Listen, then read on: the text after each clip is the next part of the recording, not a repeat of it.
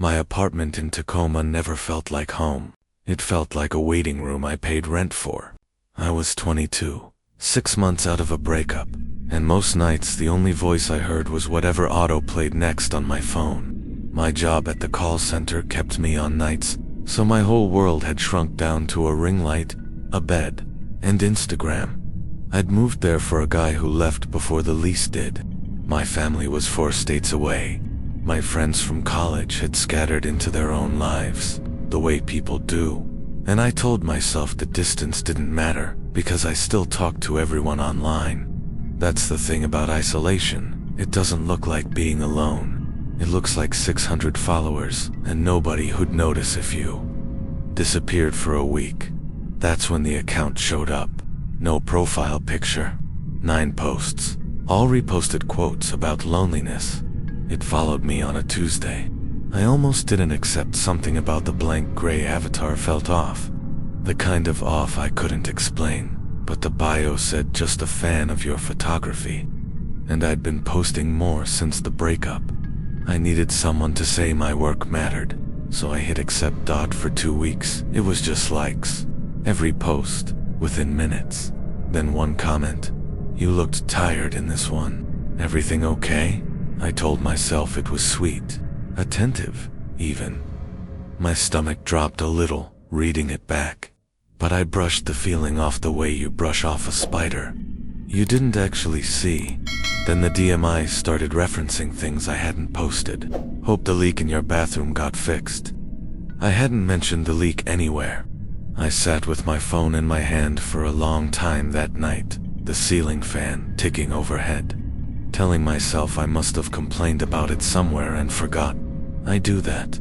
I forget things I post. I blocked the account. New one followed me 40 minutes later. Same gray avatar shape, different handle, one message. That's not very nice. My hands went cold reading it. Actually cold, like I'd been holding ice. I called the Tacoma PD non-emergency line. The officer took my statement, wrote down the handles, told me harassment charges needed a clearer digital paper trail, screenshots, timestamps, a pattern. He was kind about it. He was also completely useless. Block and document, he said, like that hadn't already failed twice. 3 days later, a package showed up at my door. No return address. Inside was a print of one of my own photos, the one from the courtyard behind my building. The one I'd never posted, only saved in my camera roll. Someone had been standing exactly where I stood to take it. I moved my nightstand in front of the door that night. I told my coworker Priya what was happening, and she stayed on the phone with me until 4 a.m. But even she started saying maybe I should take a break from posting, like the problem was my camera and not whoever was behind it. The building manager reviewed the courtyard camera footage and found 11 seconds of static right when the timestamp on my photo would have been taken. 11 seconds. Nothing before, nothing after. For 2 weeks, nothing. I let myself believe it was over. I went back to posting, cautiously. Softer captions, nothing about my routine. I even posted a courtyard photo again. Some kind of stupid, defiant impulse. I regretted it within the hour. The comment came fast. Brave. Just that word. Then a DM, a single photo. My building, my window, my curtain half open. Taken from ground level. Timestamped 4 minutes earlier. I hadn't been near that window in an hour. I called the police again. This time they sent someone out. They walked the perimeter, found nothing. No footprints in the mulch below my window. No sign anyone had stood there. Maybe an old photo, the officer said. It wasn't. I know my own curtains. I know exactly how I'd left them that morning, and in the photo, they were open in a way I never leave them. 6 months later, I live in Idaho now, a town my old friends don't know the name of. I don't post landmarks. I don't post my building. I still get a new Gravatar follow every couple of months. Always right after I've let my guard down. Always with 9 reposted quotes about loneliness and nothing else.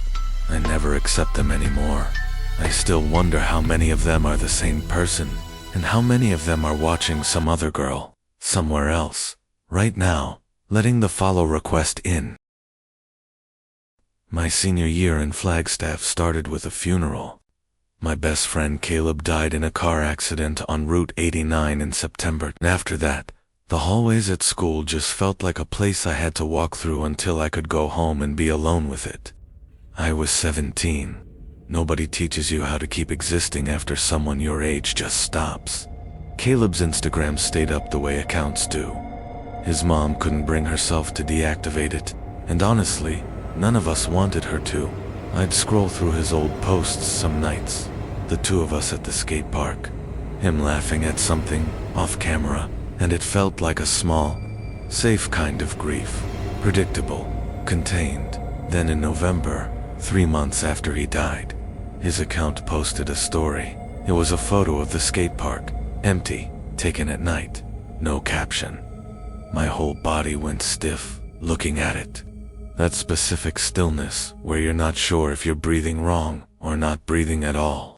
I told myself his mom must have gotten into the account, was maybe processing something, and I left her a gentle text.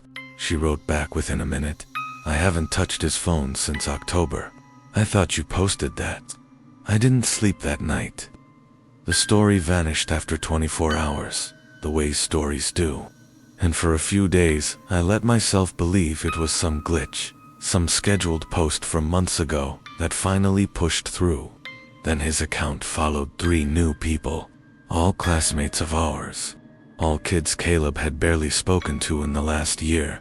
One of them, a girl named Raina, got a DM from his account, just his name then. "You were at the Overlook that night too." Raina hadn't been anywhere near Route 89 the night of the accident. She showed me the message with her hand shaking, and neither of us said what we were both thinking, which was that whoever was doing this knew something about that night that hadn't been in the police report. We told the school counselor. She looped in the resource officer, who looped in Caleb's mom, who filed a report with Flagstaff PD. They pulled login records and found the posts had come from an IP address that bounced through 3 different countries in under an hour. The detective told us plainly that they'd likely never trace it. Case stayed open. Case stayed cold. The posts kept coming, once or twice a week, always small, always specific. A photo of the Overlook guardrail.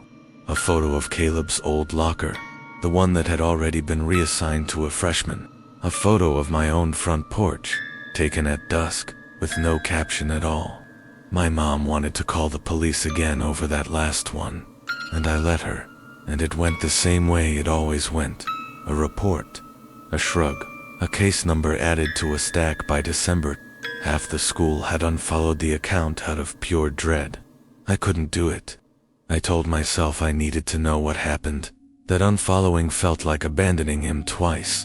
Then, on the anniversary of the night, 3 months to the day, I got a video call request from Caleb's account at 11:47 p.m.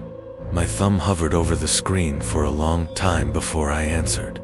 The video was dark, just headlights sweeping across a stretch of road I recognized instantly, the Overlook.